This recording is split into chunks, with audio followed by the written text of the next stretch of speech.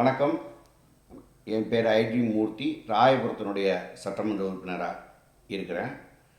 கடந்த சட்டமன்ற தேர்தலில் 28,000 வாக்குகள் வித்தியாசத்தில் டி ஜெயக்குமார் அவர்களை தோற்கடித்து இன்றைய தினம் ராயபுரம் சட்டமன்ற உறுப்பினராக உங்கள்கிட்ட பணி செஞ்சுக்கிட்டு இருக்கேன். நம்முடைய மாண்புமிகு தமிழக முதல்வர் தளபதி அவர்கள் 7/5/2021 பொறுப்பேற்ற நாள் முதல் இன்று வரை நம்முடைய தமிழக மக்களுக்காக, குறிப்பாக அனைத்து தமிழர்களும், இந்தியாவில் வாழக்கூடிய, உலகத்தில் வாழக்கூடிய அனைத்து தமிழர்களுக்கும் ஒரு ஒப்பற்ற தலைவராக விளங்கி வரும் நம்முடைய முதல்வர் அவர்கள் தினந்தோறும் 18 மணி நேரம் மக்களை சந்தித்து, மக்களுடன் உரையாடி, மக்களுக்காக ஒரு சேவை செய்யக்கூடிய இந்தியாவின் முதன்மையான முதல்வராக இன்றைய தினம் பணியாற்றி கொண்டிருக்கிறார்.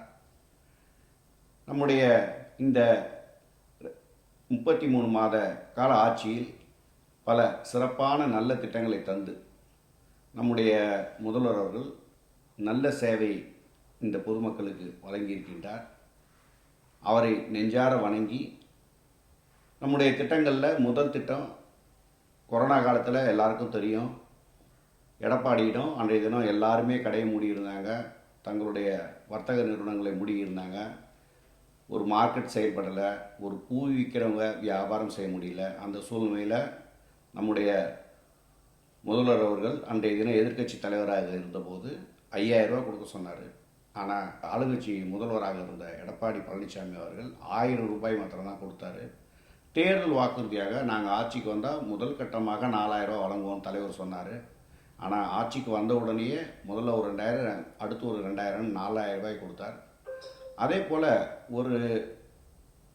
ஒரு விதவை பெண்ணோ அல்லது ஒரு முதியோரோ ஒரு 1,000 ரூபாய் அந்த பென்ஷன் பெறுவதற்கு பல்வேறு வழிகளிலே தாலுகா அலுவலகங்களில் அவதிப்பட்டு வந்த நிலைமையில் 1,16,00,000 பெண்களுக்கு உரிமை தொகையாக அவர்கள் ஒரே ஒரு நாள் ஒரு அப்ளிகேஷன் ஃபில்அப் பண்ணி கொடுத்துவிட்டு இன்றைய தினம் ஒவ்வொரு மாதமும் 15ஆம் தேதி அவர்கள் கணக்கில் இன்றைய தினம் அந்த 1,000 ரூபாய் முறையாக வரவு வைக்கப்படுகின்ற ஒரு அற்புதமான சூழ்நிலை உருவாக்கி தந்து, அது மாத்திரமல்ல, அதில் விண்ணப்பம் செய்துள்ள 1,65,00,000 பேரில் 1,16,00,000 பேருக்கு இன்றைய தினம் அந்த திட்டம் வழங்கப்பட்டு மீதி உள்ளவர்களுடைய அந்த விண்ணப்பமும் பரிசீலனை செய்யப்படும் என்ற இந்த அறிவிப்பு மிகவும் வரவேற்பை பெற்று இன்றைய தினம் தமிழக மக்களிடையே முதல்வருடைய பெருமையை பன்மடங்கு, குறிப்பாக மகளிர் அவரை என்றென்றும் ஒரு தந்தையாக நினைக்கக்கூடிய ஒரு சூழ்நிலையை உருவாக்கியிருக்கிறது.